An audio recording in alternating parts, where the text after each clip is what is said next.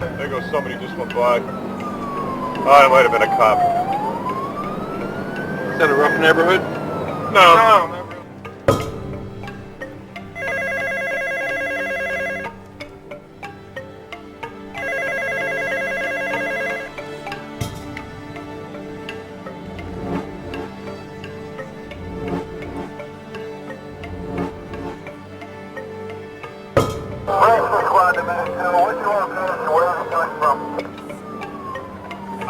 We're at the Green Island Bridge, northbound, right now.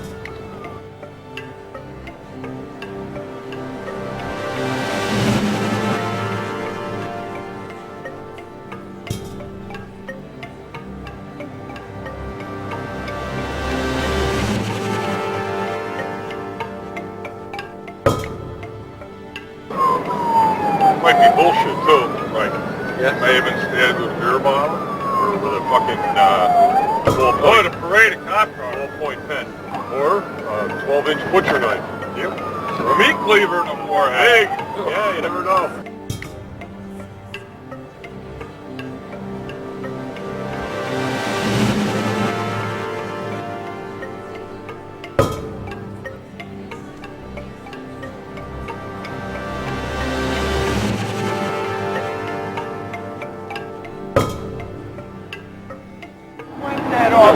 My brother hit him in the head with the phone ball. Knocked it out of his hand. Did he? My brother grabbed the knife. He was ready to shoot it. 3 of them jumped him.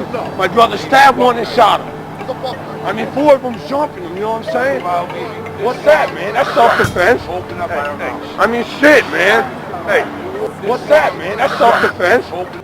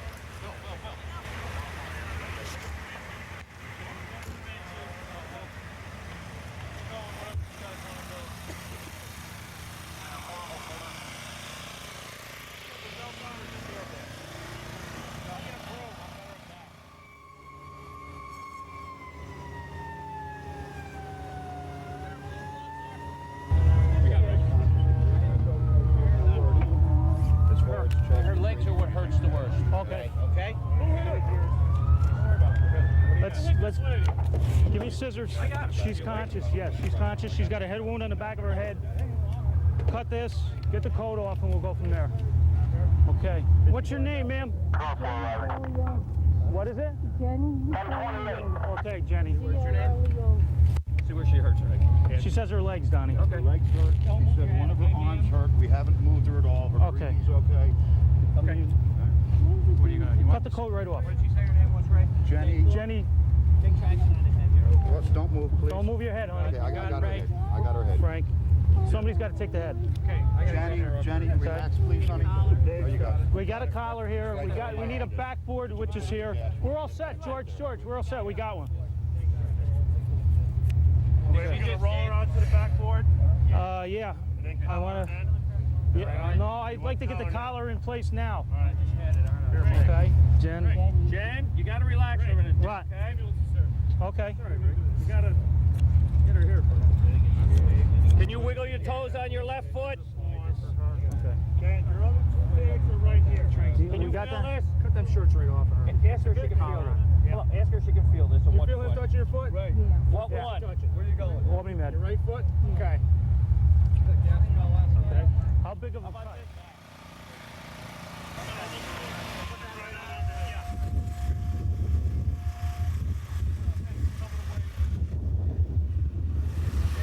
How stable? How stable? How stable is she? Well, if she's stable, you got the time to put it on. Absolutely. We will eventually. She comes out. She comes out.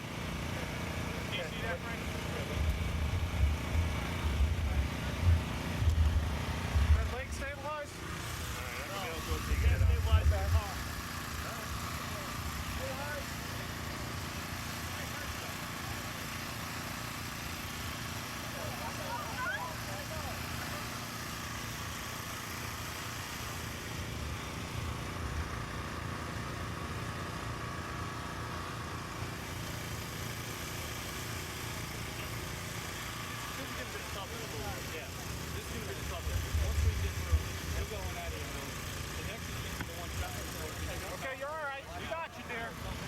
Okay. Roll your window down. Roll that window. What I got now? What foot's he touching? Left. Okay. How big of a Wiggle cut, your toes. Dave Paul? Wiggle your toes. Dave Paul, how big of a cut? And then let's get her. I don't know. I didn't write. You can do his thing. Okay. I couldn't really tell. You want it to go raised side with the board? Yeah. Yeah. We're gonna have I to. just have to watch your feet. George, bring the board over here. We're gonna have to. We'll roll her onto the board and then we'll go from there. We're gonna have to slide her out a bit. Okay. Ready? 1, 2, 3.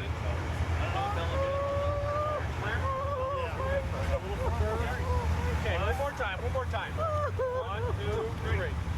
Okay, good. Okay. You got traction on her there? Are we gonna put the collar on her first? I don't know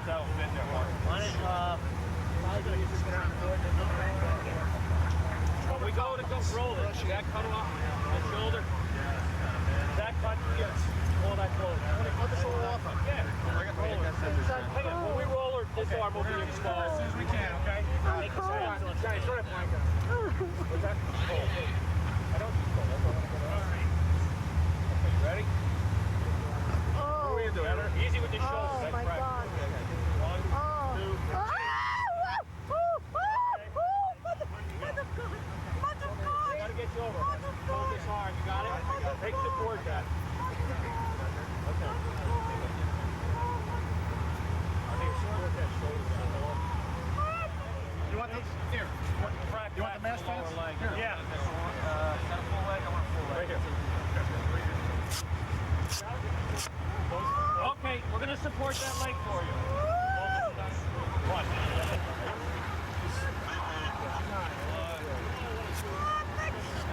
Okay.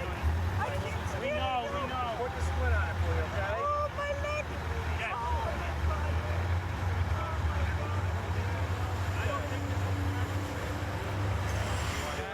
Not like that. Stethoscope. Very possible 2 fractured legs. They had a dislocated shoulder. I don't think right now. Yeah, we gotta work on back a little bit though first. Take Dave here. I got one in the back. At least 10 fib anyway. Check the pelvis. Yep. Hold it.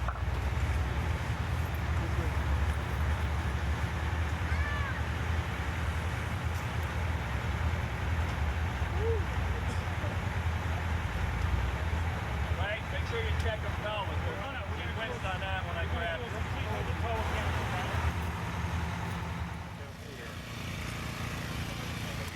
Jerry, can you grab her up there in the back there? Grab that leg. From there? You need somebody down here. Somebody's there. Yeah, get right out of the way.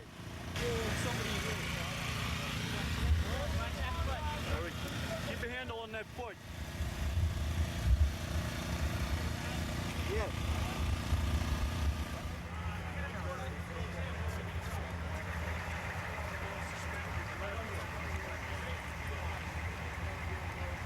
You have to get high on her head, Jer. Get high on her head so you can get the board in between your arms. It's not going to be comfortable, but it's got to be done. Okay, Angel? Okay. On your count, Jerry, we can go back. Right? Wait a minute, not yet. Sure, down. Hang on. Where's that bottom strap? I don't think you're all the way down. You got it on your side? It's not all the way in. Well, you might have to. Okay. You ready? And these two here in the bottom, okay, the bottom of your back. Ready, Jerry? I'm ready. You guys are. On your count. Ready? 1, 2, 3. Okay. And right back. Sing right back like you're right in the seat again, okay? Okay.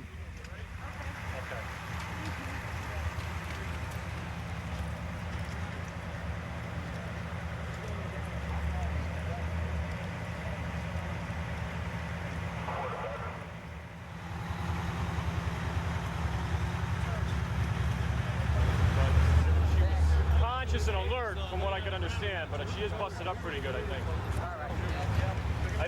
Never got near her. I had no idea. Ray thinks she might have some broken legs. She's got definite broken tip fib and fractured shoulder.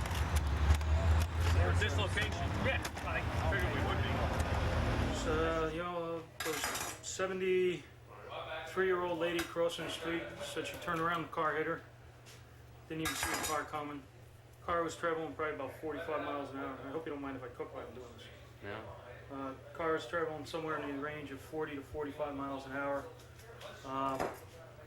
Piercing quarter on the left side. She had an angulated fracture of the tib fib, which is a lower leg.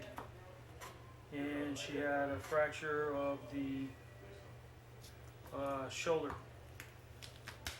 In the clavicle area, all the bones were fractured in the shoulder. Probably from either hitting the hood of the car or hitting the ground.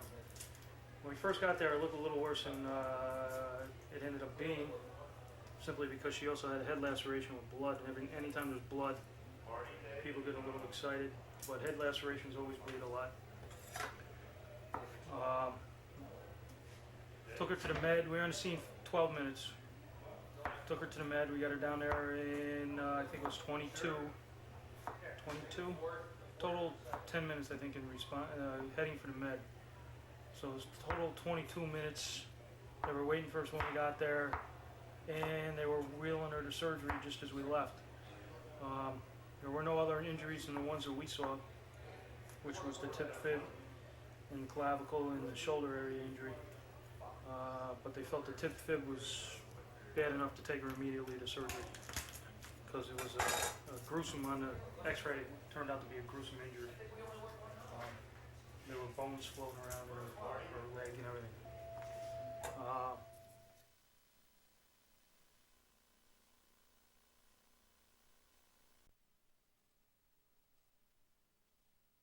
About 8, 9 years ago, we got a call up to a local hospital, and it was myself, two other, an officer, and the driver of the squad. And we got called up to assist at the emergency room. So on the way up, we were discussing what it could have been. We've been called up to like get handcuffs off people or something, or if people were trapped. So we didn't know what the call was about until we got up there. And once we got up there, they said that they had a person trapped in the ceiling area, and they needed assistance getting them out. So we said, well, that wouldn't be any problem. They said it was up on the 3rd floor, so that was complicated because it's a psychiatric ward and everything.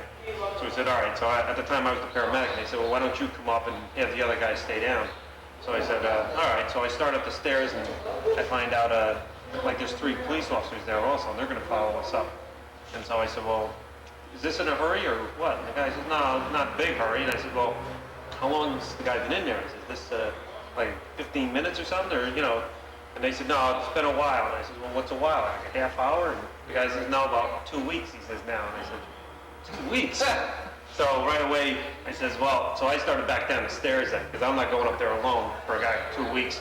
So I go back down, I get the other 2 guys, and we bring them up. And as it turns out that there was a mental patient that they thought had left the hospital, and that they had search dogs and everything 2 weeks before, and they couldn't locate them. So what they did was they had the search dogs come in. The search dogs did a pattern, and they traced them from the hospital all the way down to the riverbank, and they found the guy's cigarettes and some other papers or something. And he had apparently committed suicide, they thought.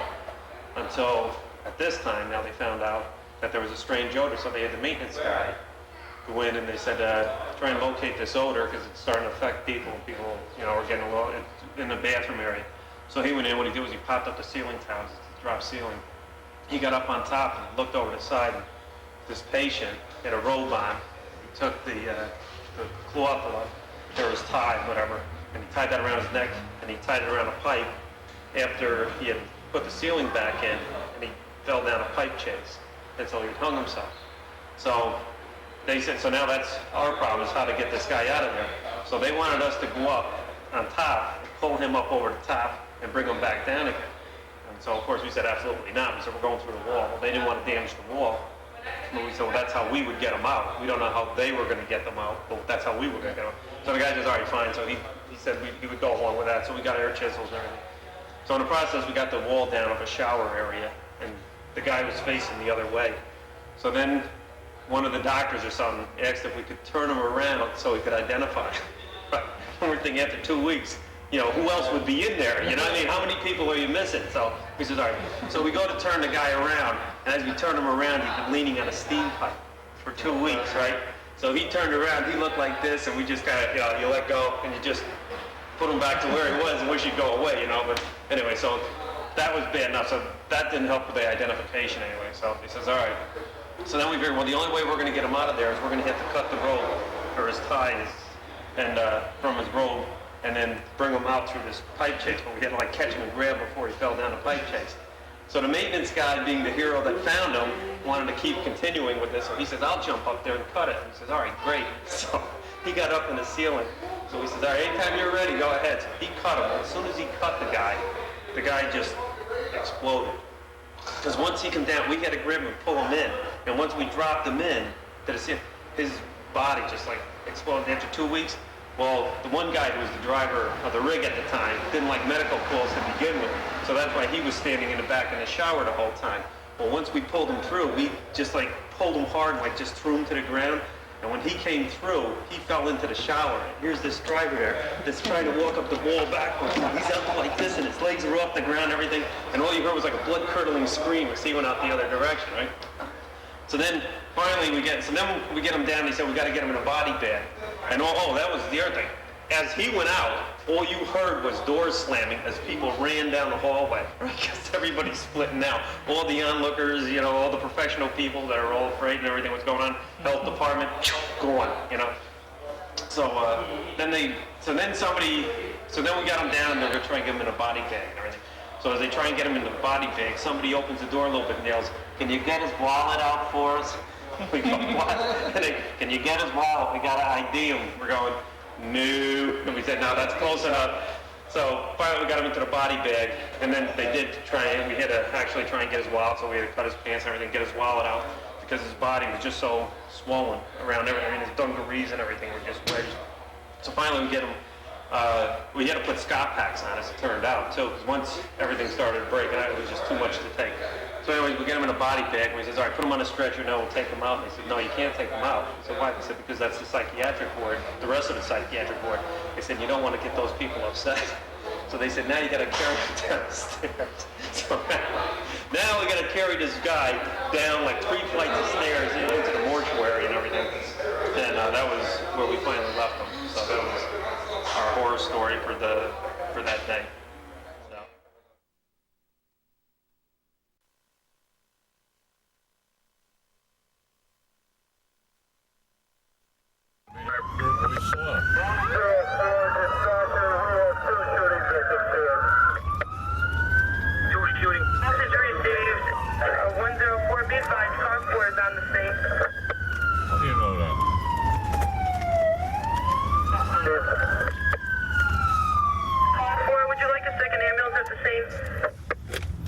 Car 4, I'm just arriving. That's 2301. Thanks, Jay. On a van 9 now.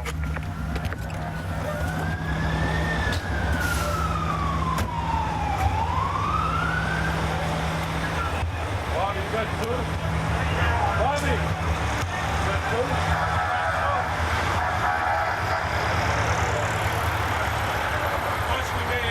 The cop car was involved in an accident.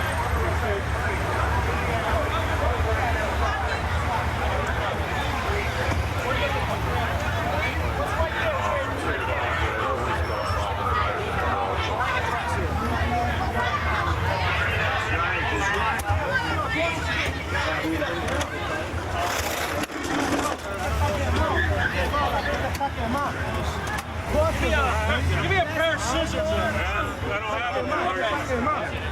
Calm down. One of the men down here. Let's get ready on 2.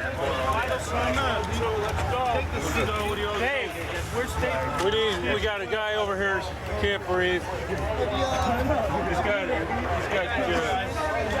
You got an ambulance here? Get over here. Let's go. This guy's going to Albany Med now. Let's go. Left side of the chest. What do we got here, guys? What do you need, Greg? He's got a wound to the leg. What do you need, Greg? I need tape. Okay, I'll get it. You do it.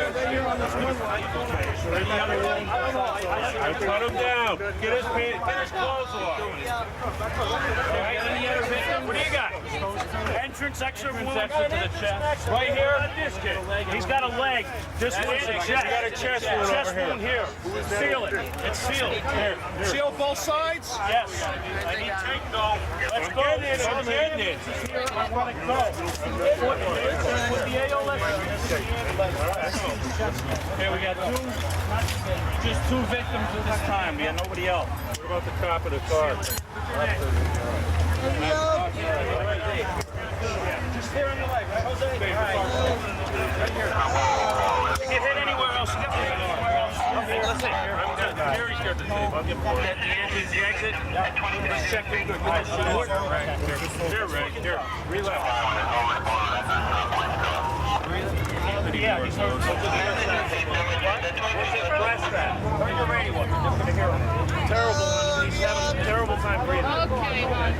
Bobby, where's the O2? What's up? John, grab the O2. Grab O2. Where is there? Right. Ready to go? Comes out down here. Grab it. Where? Underneath the nipple? Yeah, underneath the nipple. Which is I need to stethoscope.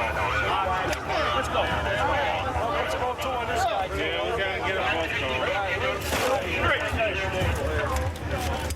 You got hit in the spleen, the lung, the kidney. He was bleeding from the urinary tract. He was bleeding from the mouth. By the time we got down there, he started choking, and he asked if he was coughing on blood, and he said no, and I said open your mouth, and he had blood in his mouth. So he, I would think, has less than a 50% chance.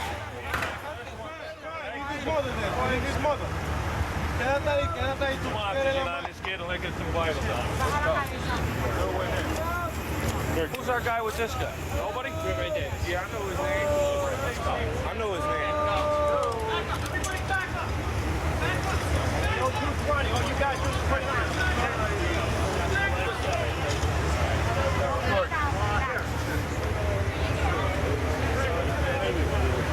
You just grab his way up here and wrap him up here.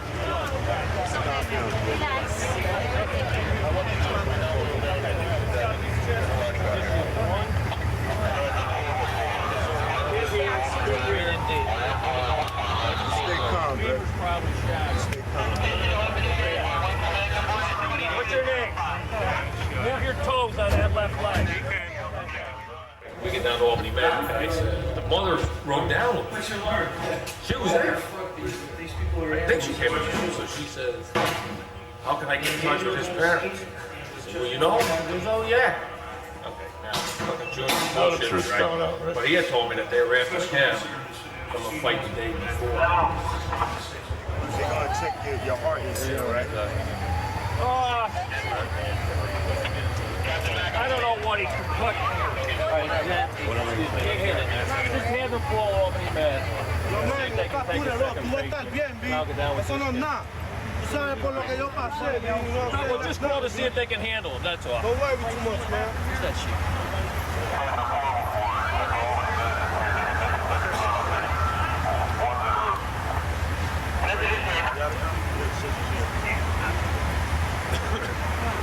George, I don't have any tape. He's pretty stable here. Let's get a full call rate.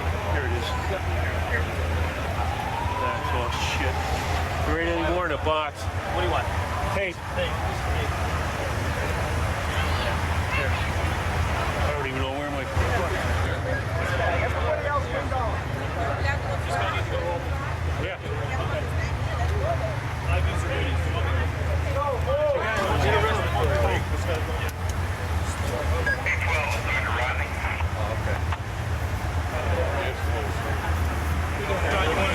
Here, Donnie. That works. Try it again. I just moved the bell. Deep breath. Skin, warm and dry. I didn't even see it. I can't tell you what. Where did? I don't know. That's eye bag. You with me? Open your eyes. Open your eyes. Just the one spot. I believe Donnie's going. Is that right, Donald? Yeah, I'll go down. You want to go? Okay. Stevens is still in the collar. You gonna do anything with the collar here? Get a second. No, I just want to get the package still up. Okay. 140, 100, 140. Okay, 24. You don't want collars? No. I just package them up like this. I'll get you a set of gear in the back of the ambulance, all right? Okay. Where's our gear? Does it go on with them? Hold that. Got an IP ready to go. Let's go. And...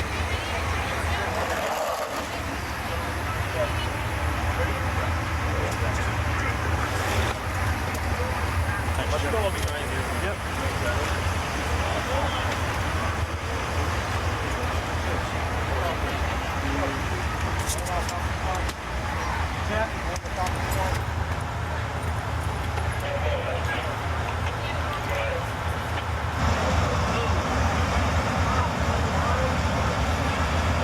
It's the radiator, George.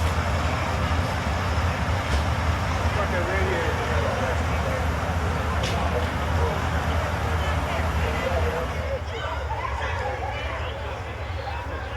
Why do you look at all these people? All that out of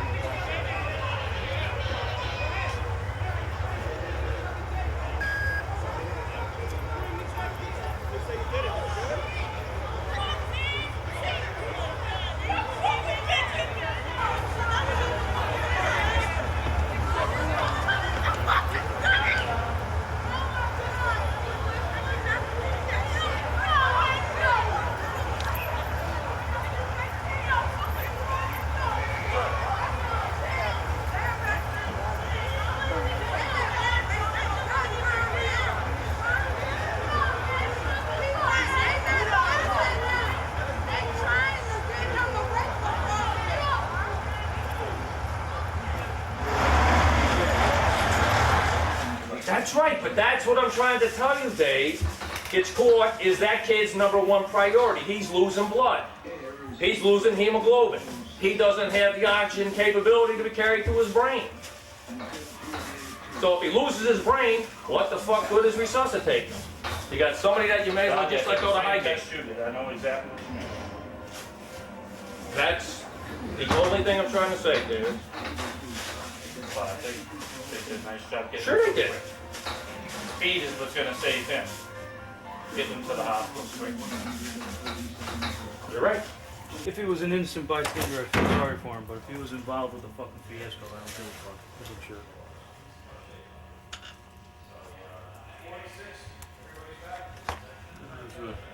Turnover. Attention all units, rescue squad in full service at 0046. He's never gonna have a fucking chance to make Oh, that's the place to be. I told him, no uncertain terms. I told him, you give me a hard time, you're gonna die. I told him straight up, fuck him. He's starting to squirm around, starting to give us a hard time. I said, straight up, here's the deal, pal. You work with us, you got a shot. If you don't, you're gonna die. Okay. Don't pull no punches with me. Miners got to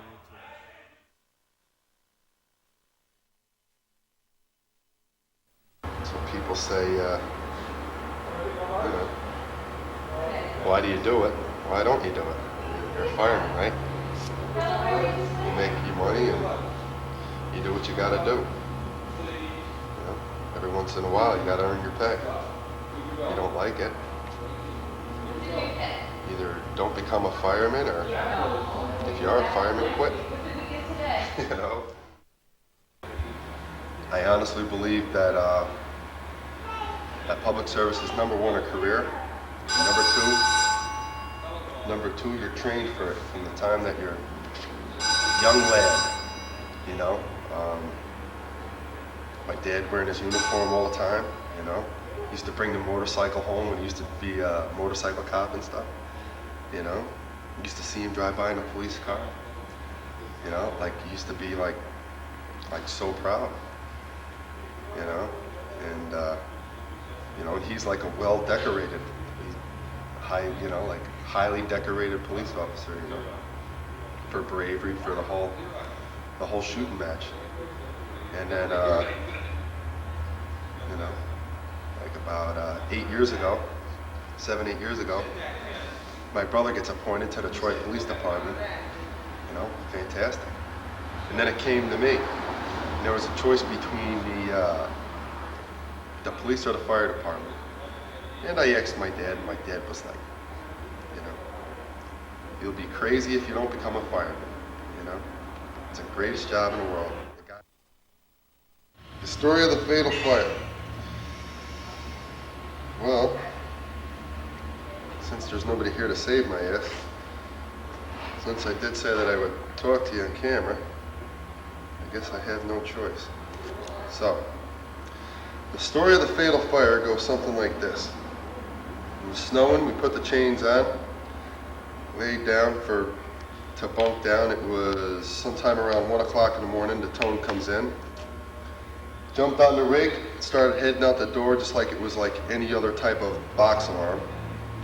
Getting dressed. It was way up in North Troy, so you figure you got like a lot of time to get dressed.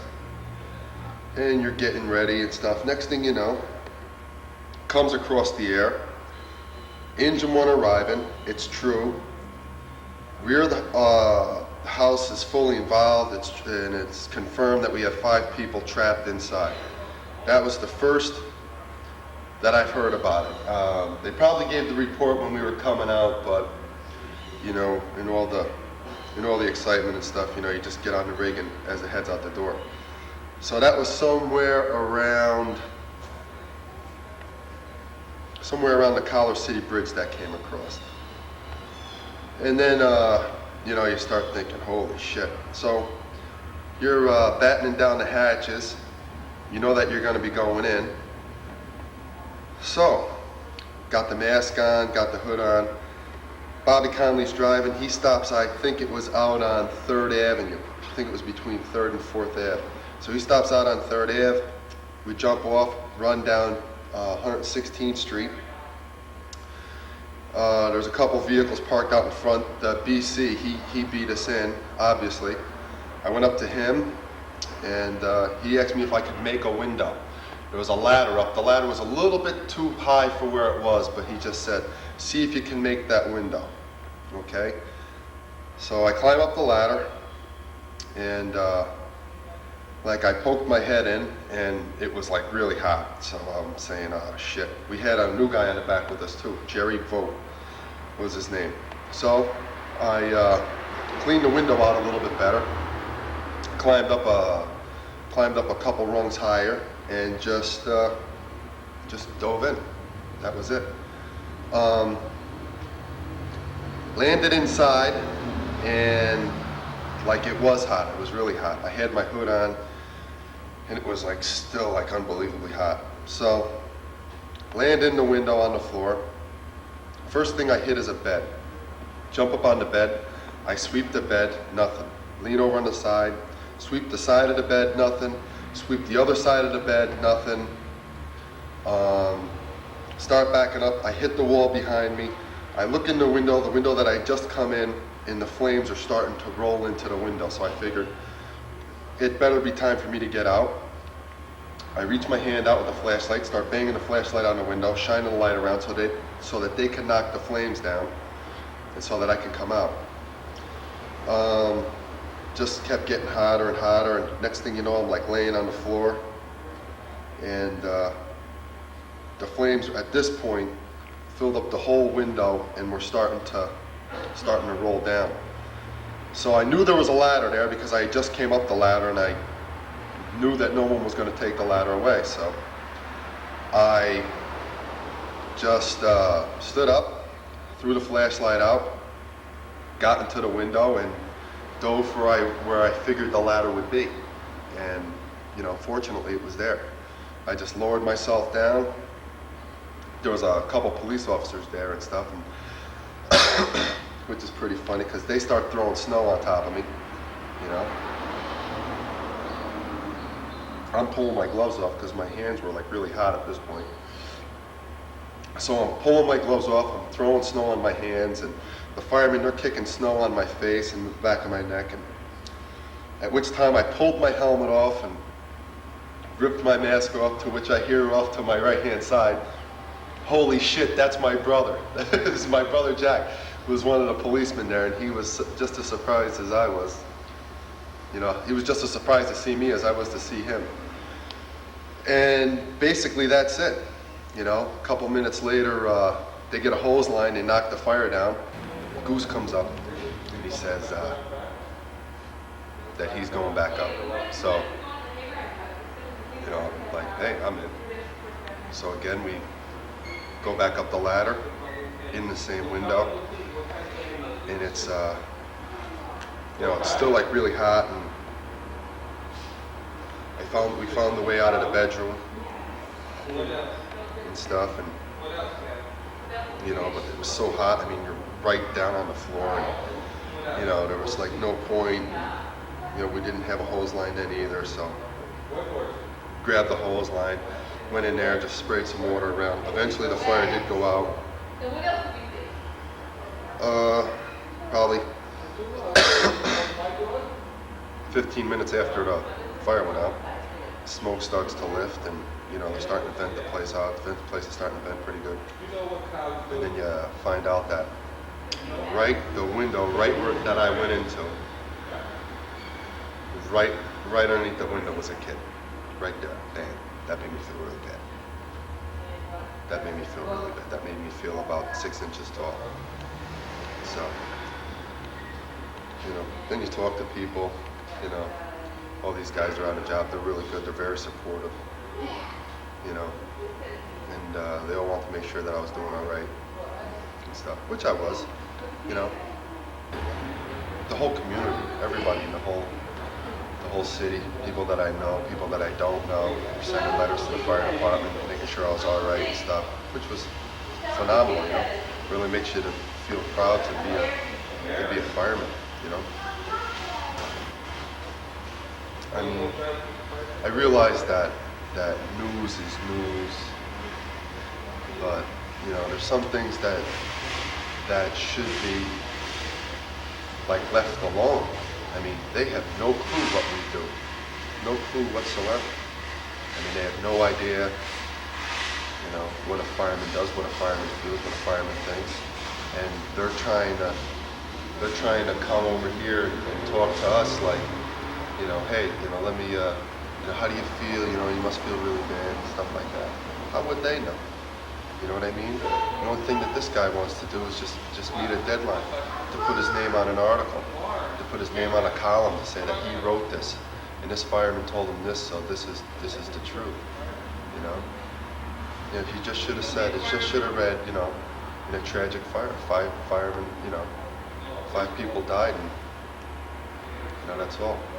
Instead of, you know, heroic firefighter feels this, and he said this, and he does that, and heroes this. And, hey man, he's got no idea. You know, he's got no idea.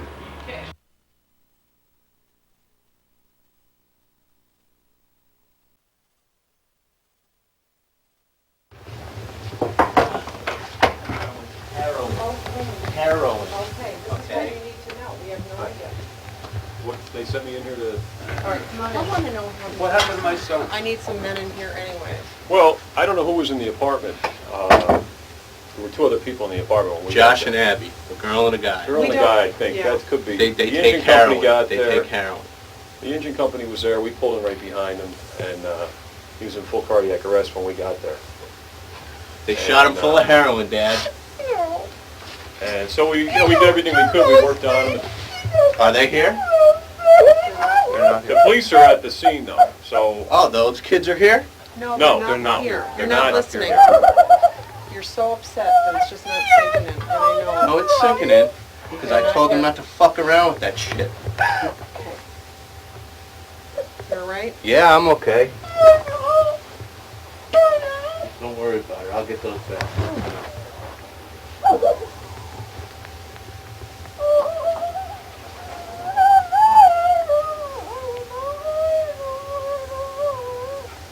I'll be back. Stay here. I'm going to get those fuckers. No, you stay here. I need you here. Stop it. I need you. Stop it. Stop it. You're all I got left. Stop it. Stop it. Please stop it. Come on, hang on to each other. Hang on to each other. This is what you need. Hug your parents. I wanna They see my need you son. right now, buddy. Where is he? Can we see him? Okay. Just a minute. Just a minute. Just a minute. We have to. My son didn't do drugs. He told me he didn't do drugs. Is it drugs? We're not Well, we're not sure. sure. They'd have to do a. We have called an investigation the into coroner. the The death, coroner you know, is to going to determine do an the- investigation. Yeah, we have no way of telling if he's seen, you know, why he died or anything.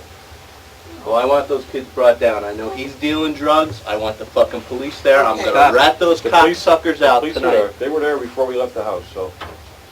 They're there. I'll take every one of these motherfuckers down. Okay. Fucking scumbags and their nigger fucking drugs. Stop It's it. fucking nigger fucking drugs is what it is. Don't worry about it, because I'll fucking take care of Will this you tonight. stop first? Let him good. take it. Let him get it out. Let him get it out. Let him get it out if this is what he needs to do.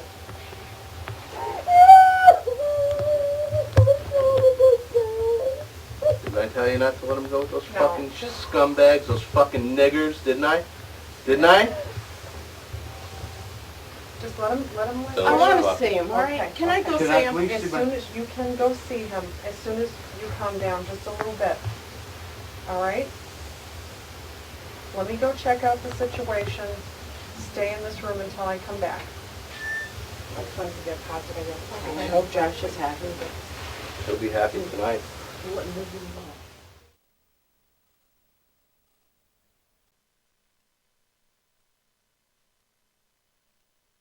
Anybody want to try this on? Just feel how heavy. Come on over here. Just feel how heavy the coat is. Come on.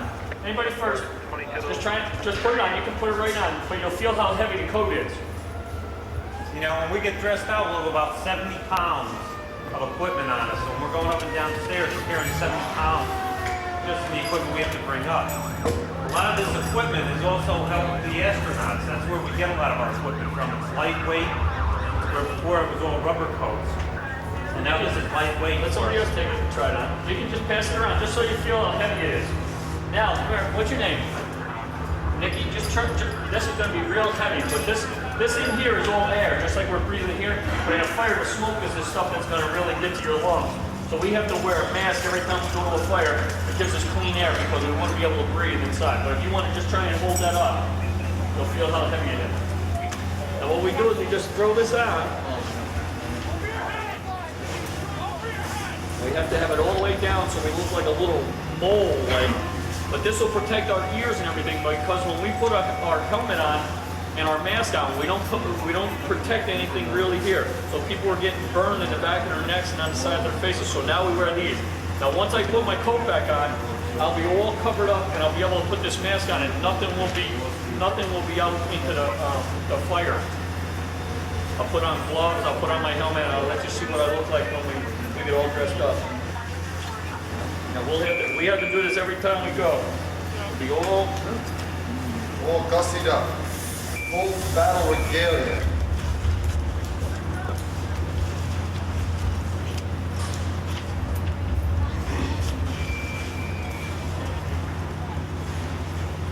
So you have these big collars on so nothing can fall down. You get like a little amber, like an amber to fall down the back. And then with the inside of your coat, then it's screwing the stickings on it. So they pull the collar up like that. He's got the helmet on. The helmet's got this neat little thing in the back, so everything falls off the back, nothing gets down the collar. Now if you look, if we go to a fire, this is what we look like before we go in. And we don't have anything exposed to the flames or the smoke, except our face. Everything is covered. So now we'll get ready to go. We'll always carry a tool with us, whether it's an axe or a long pole, which we call a pike pole. Yeah, I'm gonna put it on. Or another tool, or a hose. Certain people have certain jobs. Now this, what I'm gonna do is I'm gonna put it on and let you see, or let you listen to how we sound when we go into a fire. This has air, like I was telling you. This pan has air in it, and it's under pressure, so it's constantly blowing in our face once we put it on. And this is what it's going to sound like. Okay, that's clean air. Now, we're going to go to a fire.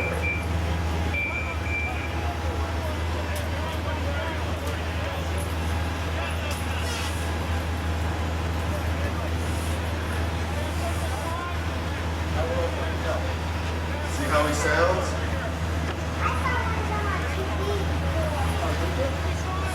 The important thing is if your house catches on fire, it's going to be very dark and very smoky, and you'll hear sirens going on, and you might be a little scared.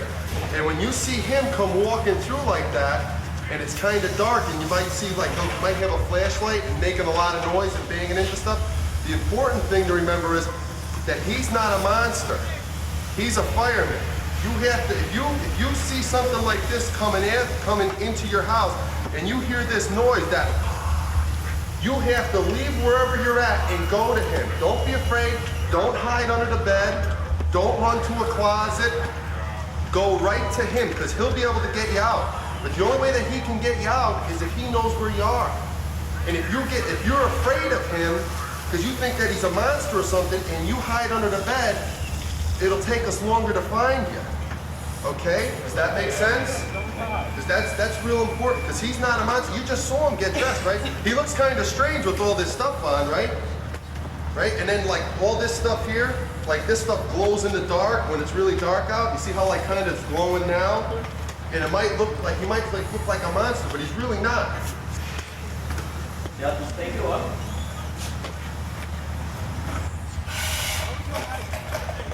Now anybody that wants to breathe it can just put the mask on, and just all you have to do is just take a deep breath in, okay?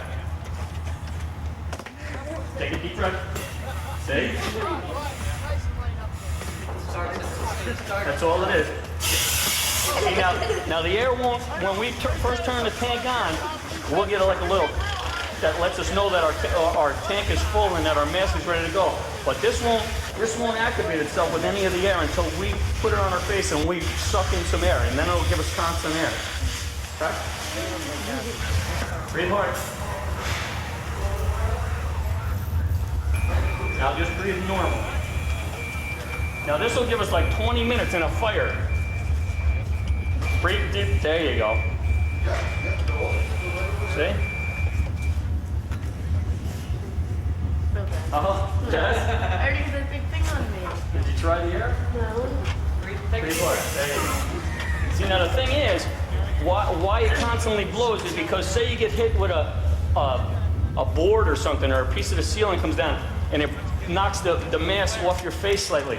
You'll get constant air coming out, so that way the smoke won't be able to come in and choke us. Okay, that's why this is always running like this once we activate it.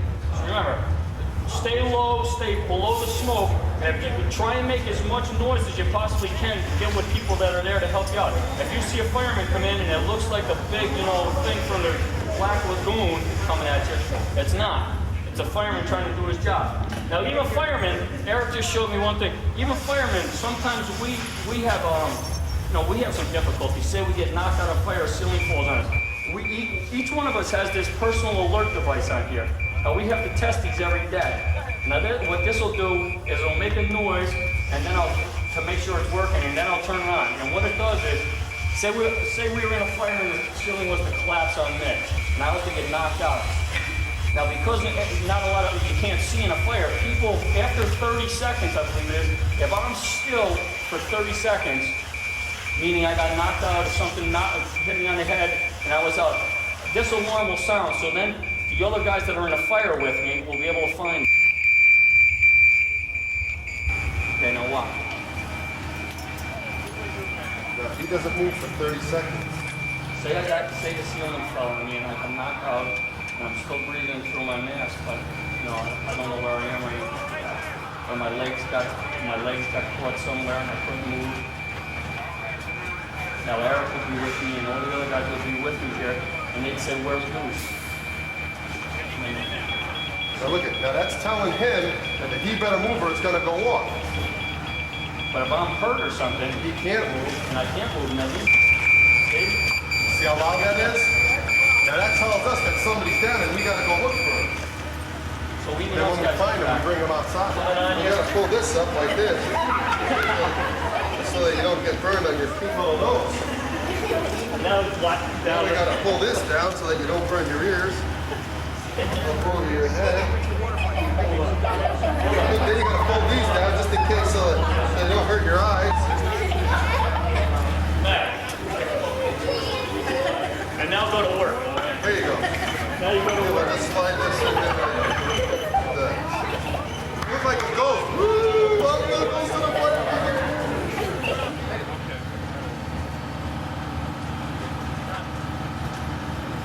Rick wants him to move the rig.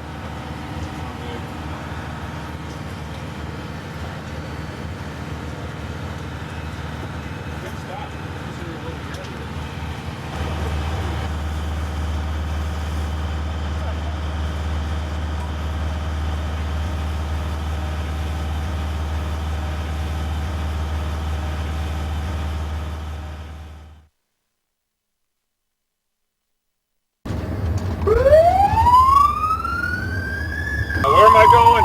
Jefferson first.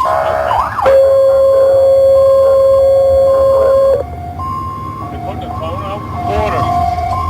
Through down there. I see the flashing red light. Look at this guy. He made it stop, didn't he? He had to make that fucking. No, this guy waved him out. He must have. What the fuck is this? Oh, right there. Medic 2 is arriving. Are we in a car, they said? No, they're outside, looks like. Take 2 arriving 951. Full arrest. I told you. Trust me. Okay, here we go again. Here, okay. You with it? Now he is again. Okay. Now. All right, see if you got a pulse. Keep going. If you can't get a pulse, just keep compression. Were you with him? Okay. Is there any other?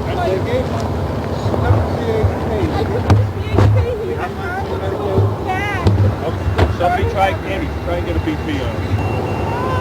Put a tube in him, Jeffrey.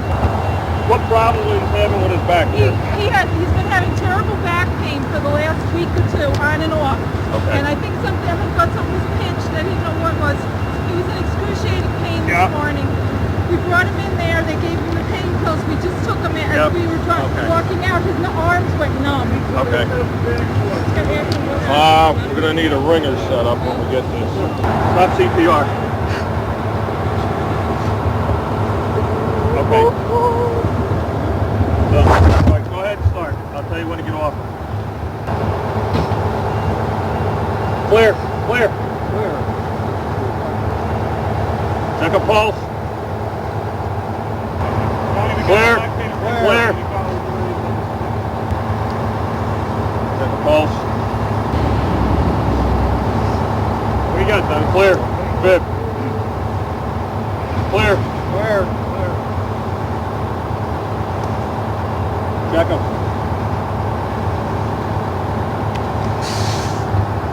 Start CPR.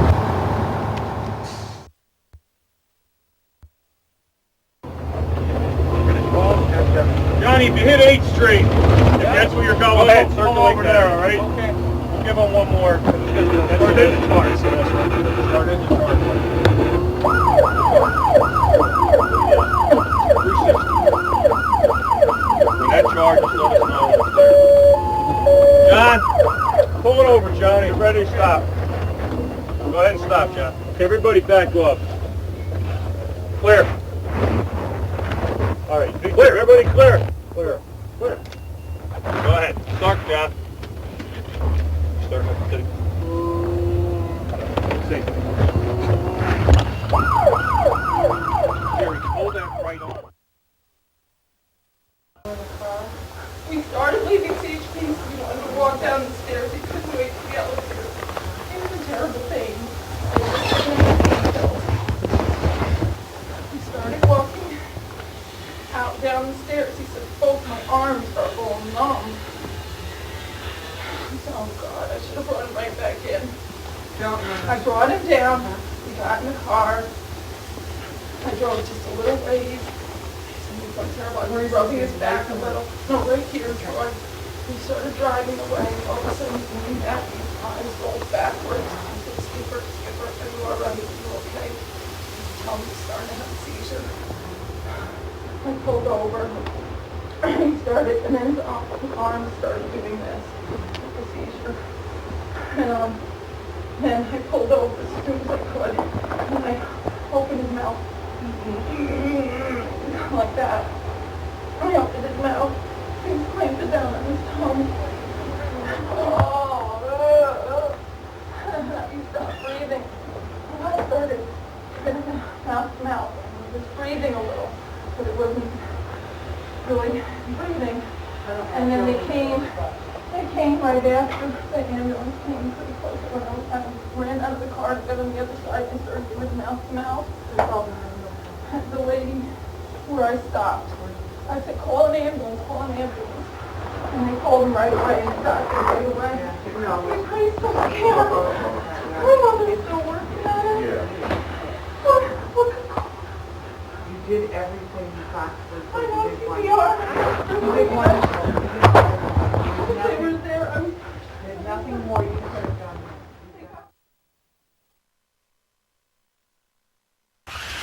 Where are we at anyway? 101?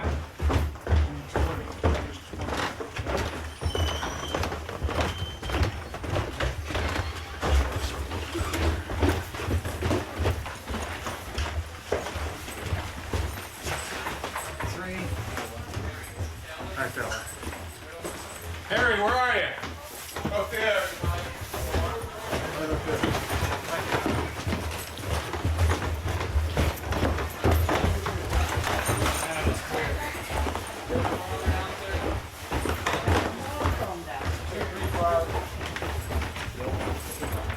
Tony.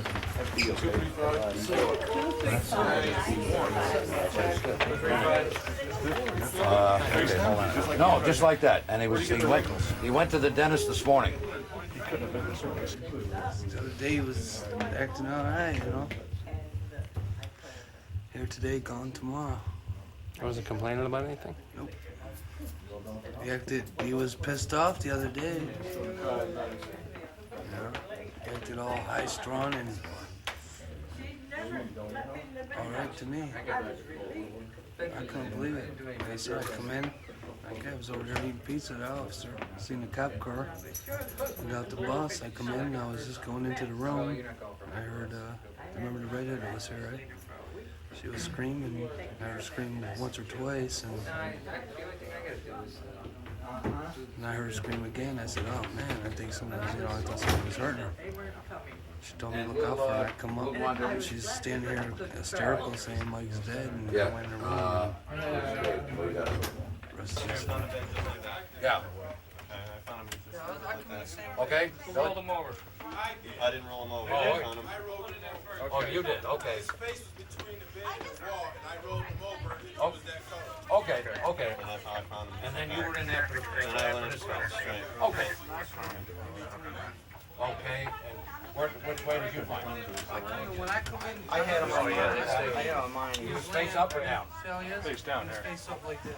That's where you Okay. found him. Okay. The other guy rolled him.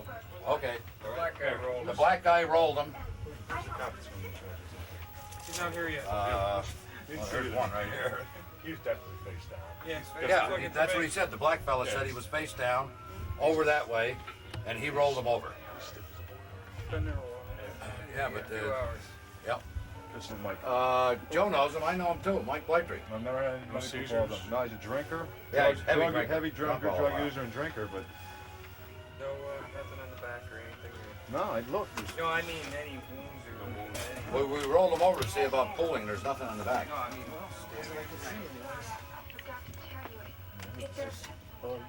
Close door. When you get in there. That's nothing. You might have whacked a wall or something out. It's hard to tell if it's new or not. His hair's in it.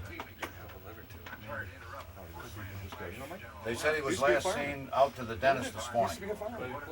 He's warm on this side, probably being against with the covers and all that stuff, huh? But he must be. Well, yeah. When I took Dave, watch this one. Yeah. His head stays there. Yeah, he wanted to work. We were gonna, okay. He's been there. No, I just want to show you that. Yeah, I know. We were gonna give it a whirl because he was so warm. Yeah. You know. Yeah, he's just warm because of the blankets. Yeah. And then we couldn't even get an airway in. No. So rigid, Yeah. we couldn't even start an airway. That's good for you. So We were great friends, but more than that, just friends. No more than that. Every morning you come trotting out of this. So then I missed it, and then I heard some shots, and then. Did you know if anything was wrong with him? I know he had a knee that bothered him because he'd had some microsurgery on it one time. And I was in the firehouse Wednesday, so that meant I wouldn't. I know he had some medication for his heart, but I don't know what it was nor how often he took it or anything about it. Make it another day. I don't even know why he was taking it.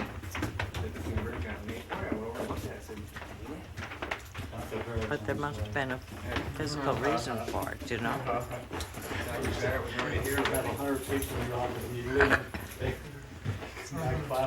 Because you don't pop heart pills, you know? A minute or two, maybe a couple minutes after that? 26 feet. She saw him around 5. Now he lives way up in the his father. Lives way up in the third Avenue. Just before you go into. He's 45. 6:30 or something. Probably 50. No, the lady, the white girl there. And then With she the redhead? screamed The and he redhead? came running, yeah. The redhead? Oh, yeah. She's the one I said, look at, just And let us then go she from him. screamed and he came in and rolled him over. Oh, the black fella. Yeah. Oh, okay. And then the guy across the way? Then Glenn came in sharp, who's the EMT. EMT, yep. So it says he is. Yep. And the last person to see him alive was Mary Taylor, the old lady out here. Yeah, Joe says. Call up again. He's not there. He working? He must have come in. Okay. Before they called, they said he just left. Okay. And he left, so. You want me to get? Oh, okay. Can I have him? No, that's all. You can, no, that's okay. It was around dinner time. We were having chili. We had to call a house man couldn't breathe. So we had to pull his stone out and I had to blow it out. So we went back, nobody could eat, but me. Look around, nobody else is eating. They go, Man, you got a stomach of iron. What are you talking about? Oh, another one gone. Darn. That was definitely dead. Yeah. Well, take a chance here. It was warm. Oh, it's only 80 degrees in the room, Harry. That I'd wanted for all time. What you do, put Bengay on? No, it's true. Huh? True. Yeah. This which I wish back then I'd never asked. That's right. You might as well go lick a Bengay bottle. Sometimes I thank God for unanswered prayers.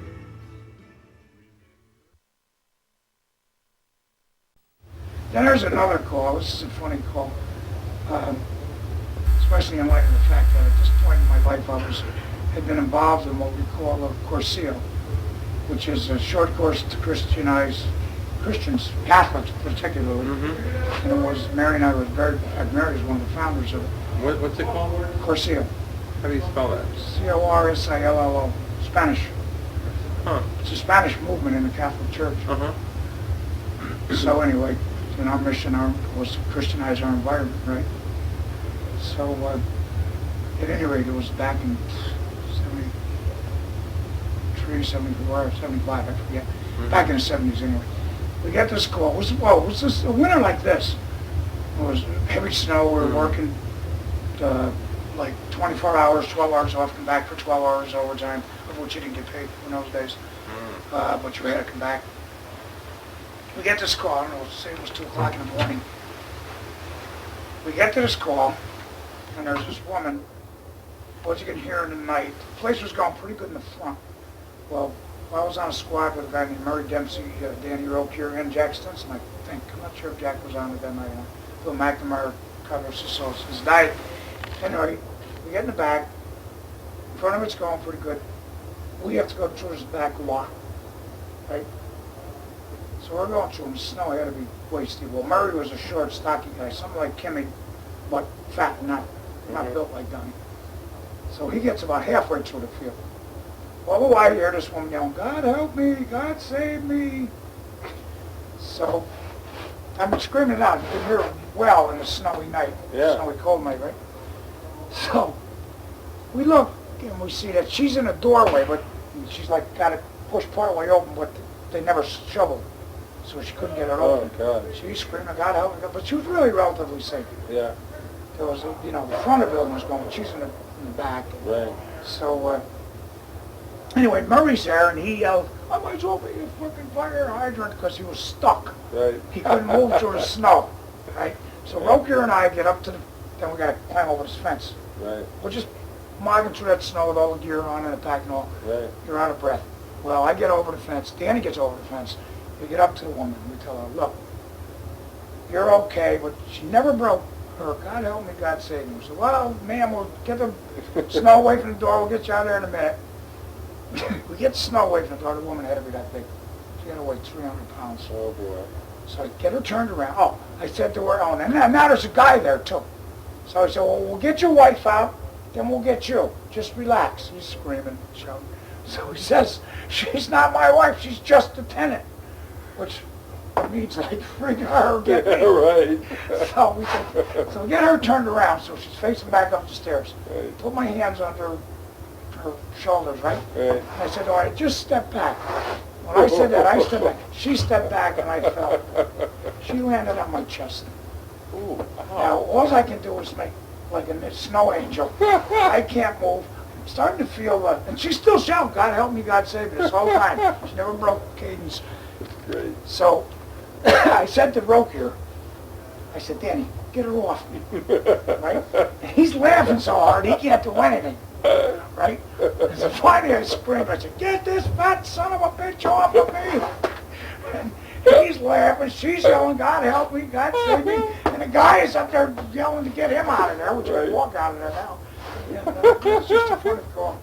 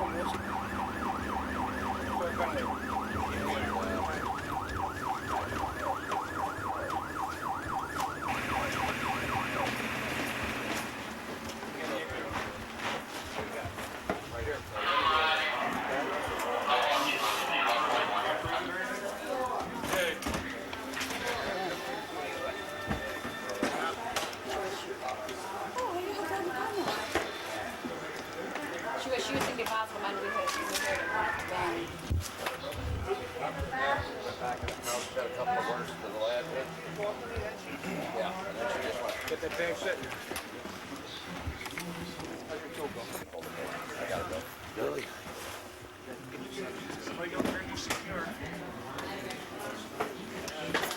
Wide open.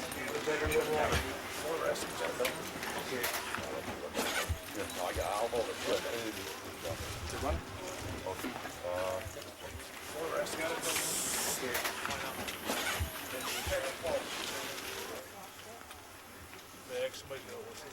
You want that wide open here? Really change spots. Just change spots. Watch pretty sharp. Watch that sharp. Okay, are you? The IV is wide open? Yes. I think it's blown. Oh, you got it. Shoot an epi down. Yeah. Oh, shit, yep. There. Hey, Willie, we got any monitor? We got a small complex. Yeah, occasionally. But she's got a small, like, scope that we're down too far. Yeah. Hey, go around that side, Rick. Watch it. Right down. Anything back? So you head there we go, okay. Guys, we're gonna get that. We're gonna shut this down. Okay. Just want to box us up on the couch, guys. What do we got for rhythm? Anything? Get the leads on? Okay, keep going. Everybody happy? We got one happy, one atrophy. That's all right. You go from there. Still got EMD, PEA? There you going? We don't have any, like, fine fib or anything? Nope. Start holding compression.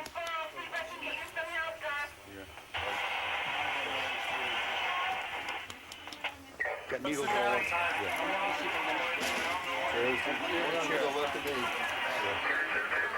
Want that guard? Clear. Dale, you want me to get in there? Yep. All right. Nope, I'm okay. You do just holler. Give me one more quick 20 here. Now let's move. Just keep doing good CPR. Hyperventilate the heck out of it. Give me just 3 then. I'll do it. Yeah. Okay, just keep going. I can't see a damn thing.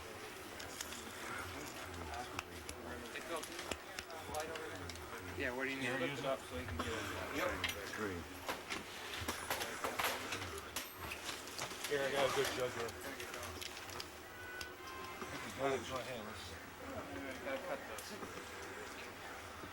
614-073 to that 519, be advised, acting at this time, approximately 70 Tommy, you want relief?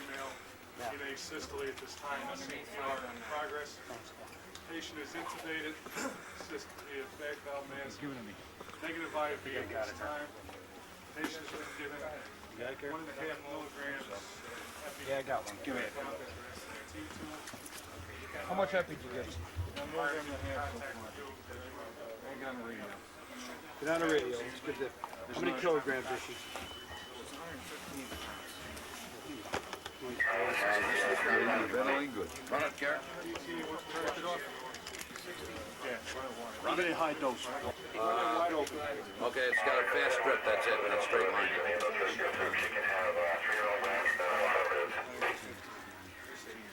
What do we got here? Okay. Yeah. 519 Street.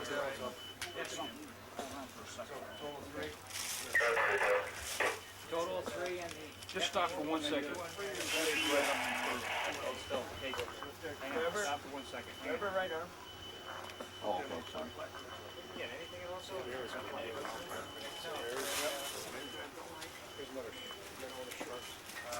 yeah, all those. No, wait.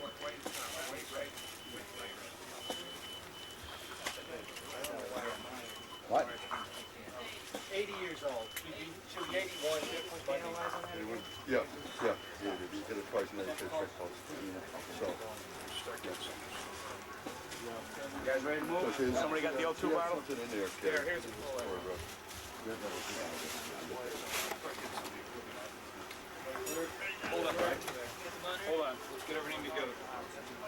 two bottles, got the money. Right outside, and then we'll start again. Let me go first, because then you're gonna go out feet first. Yep. You got that? Okay, take your time. Don't call the ambulance, okay? I'll get that.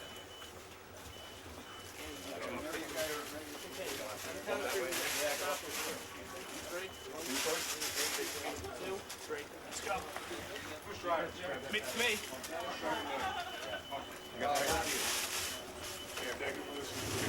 They say they heard her hit the floor and went in and found her like that. So, time for us to drive up here. A couple minutes.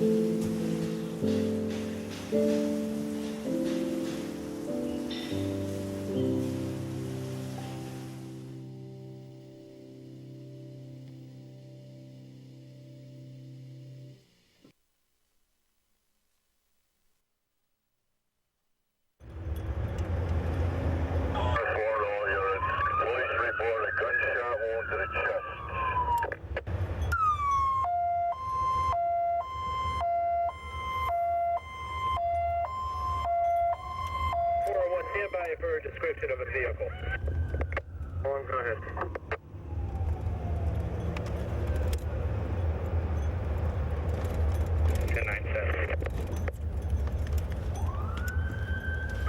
It's a Cadillac.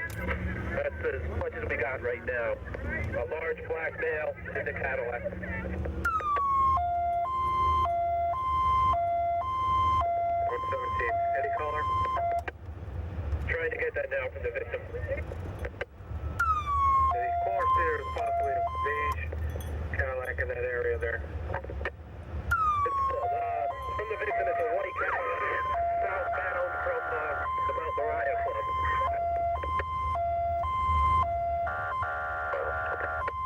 We're arriving at 118.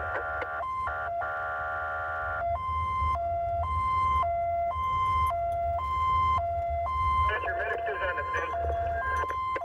Two on the scene, 118.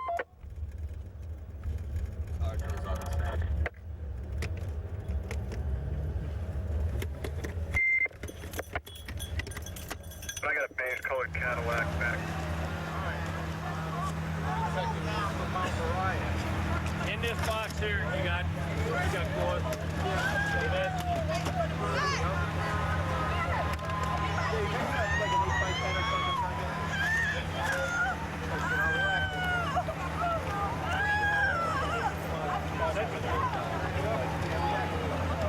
John, you got a scope? No, I don't. Dave, give me your stethoscope. Okay, hang on, honey. I need a, Dave, space blanket to keep her warm also. You got it. Here's your oxygen. Hang on. Whoa, roll up. Well, let's take a look at this. Roll her over. Let's see. Roll her. What do we got? One here. Here. Get out one here. How many we got? Got four. One. Here. Three more. Cool. All right. Come on. That's the last thing. All right. Have an ambulance here? Excuse me. Yes. Let's get her on it. Get her on. That's right. Where's the longboard? Let's go. Get a longboard on that horse. A 16 and 1,000 of lactated drinks. All right. Whatever you think. Let's go. Right there. Ready to go? As soon as you get the longboard. Ready? I'm ready to go, Donnie. You're on it. Yeah. Cover up with. Give me a light here, dude. Go ahead. I don't care about the headpiece. I know. We weren't strapped. That's why I wasn't. That's okay. I just want her on something. So you want to roll? Jeff, do the light. Go ahead. All right, turn it. Relax it, all right? What else you need, Dennis? Well, to see a bunch of them. I got a 164 plus. Really? Okay. Hopefully this one will get it. How many ones? Just one.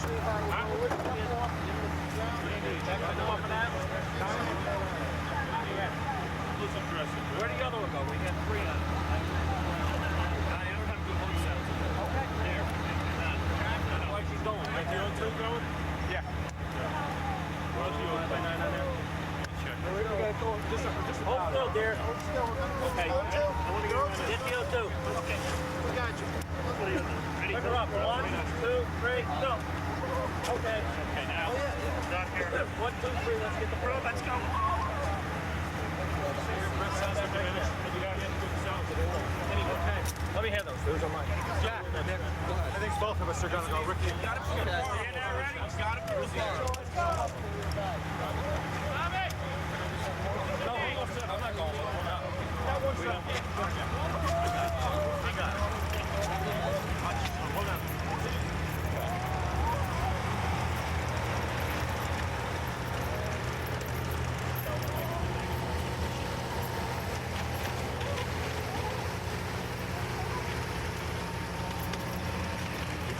Okay, Jim.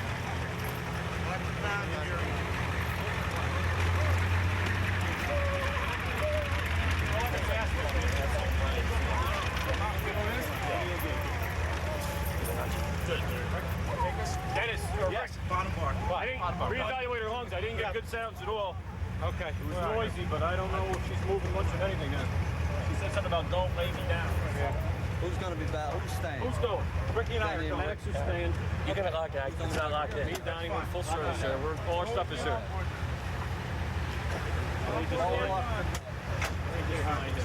Turn it around. I'll get everybody out of the way. And she went down. what kind of caliber to get her with. I'm saying a handgun, he's 22 or 30. Just have them radio to Albany caliber because the doctors are going to want to know what size caliber they use. What ambulance? Mohawk. Mohawk. We're in service. Yeah, fine. Okay. We didn't use that. What they say it was? Is it a drive-by? Small caliber handgun. She got shot up the street. No, she came out of this car. What they're gonna do is probably take her to the hospital with her own car. Just said, I'm out of here. Well, she was having problems breathing, I think. Yeah. What was she in the car? Yeah, she said, don't let me down, don't let me down. She may have to get I didn't hear anything. You're not going out here with all the noise. Oh, I know, but I didn't sound like you were doing any of it. Another pair of trauma shears? I got. Is that my box? No, this is my box, but I had a pair. I'm missing them. I had a pair, my pair. She had 6 bullet holes in her left upper chest. And when the ambulance arrived, Ricky put all the paramedic gear in the back of the ambulance and got everything set up. And I set up a second bag, and we put it in the back of the ambulance. As soon as she was in the ambulance, we got both IVs in her, just about simultaneously, got a set of vital signs, and that's about it. Halfway there, she started breathing, started to get a lot worse. We didn't have any lung sounds on the left side, so we started bag valving her, which helped her out. We assumed she had a hemothorax because there were no breath sounds on the left side. Which turned out she did big time when we got to the ER. Hemothorax being? Blood in the lung cavity. The blood had, or the lung had deflated, and the cavity was starting to fill with blood. So Denny was online with the doctor, and he, once we assessed him of her vital signs and her condition, we just basically continued doing what we were doing all the way. She knew everything that was going on. Although as she started becoming more and more hypoxic because she couldn't breathe, she was getting a little antsy and fidgety and whatever. As soon as Rick started assisting her ventilations with a bag valve mask, she calmed right back down and was doing really well. We noticed some slight signs that she was starting to get a little shocky. She's starting to have a little delayed capillary refill, which shows that her peripheral vessels are starting to shut down a little bit. And fortunately, we got her to the hospital in real good time, and she's a good candidate to survive. Yeah, I think the key was 6 minutes off the scene with the ambulance there right away. We were off the scene in 6 minutes, and you can't, nobody can beat that. You can't beat that. Was she talking to you guys? Oh, yeah. Did she say what happened? No, we didn't even, we were... Strictly, how do you feel? Tell us what's wrong, stuff like that. Keep your arms straight. This is what we're doing for you. This is how long it'll be before we get to the hospital. You'll be okay. That's all. And she was just telling us that she hurt, she was scared. That's all. Nothing about what happened. At that point, we're not really concerned. Right, we're more concerned with keeping her calm and relaxed. And we don't want to get her all wacky and antsy. Yeah. Outstanding job. Can you say that again? Well, it's nice to get positive feedback on this job. And when we were there, the doctor once came out, just stuck his head out through the doorway, gave thumbs up sign to Denny. Later on, just we were getting ready to leave. He purposely came over, shook our hand, said, you guys did a great job. Yep. Excellent job. Excellent job. No and complaints, all the right decisions were made. And there wasn't a bad thing about the call, other than, of course, the girl got shot. So that's always nice to hear. Yeah. I'll let you know that your skills are going towards the right ends.